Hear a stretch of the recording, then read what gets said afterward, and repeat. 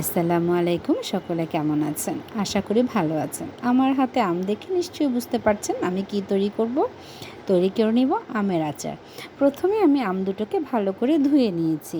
ধুয়ে সেটার খোসা ছাড়িয়ে আমি গ্রেটার দিয়ে একদম মিহি গ্রেট করে নিয়েছি, কারণ আমার কাছে এই মিহি গ্রেট করা আম ভর্তাটা বেশি ভালো লাগে।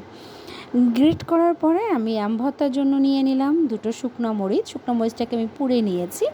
নিয়ে দিয়ে দিলাম সামান্য চিনি, লবণ এবং গ্রেট করা কিছু লেবু কুচি, এবং এর মধ্যে দিয়ে দিব সামান্য পরিমাণ সরিষার তেল। দিয়ে আমি ভর্তাটাকে ভালো করে মেখে নিব। মেখে নেওয়ার পরে একটু মুখে দিয়ে দেখলাম যে এটা কিন্তু লবণ এবং চিনির পরিমাণ সামান্য কম হয়েছে। আমি আবার একটু সামান্য লবণ এবং চিনি দিয়ে এটাকে মেখে তৈরি করে নিলাম মজার স্বাদের আম ভর্তা। কার কার এই আম ভর্তাটা পছন্দ আমাকে জানাবেন। কে কোথা থেকে দেখছেন তাও জানাবেন। আর আমার এই পেজটি যদি আপনাদের ভালো লেগে থাকে তাহলে লাইক দিয়ে আমাকে ভালোবেসে যাবেন। ধন্যবাদ।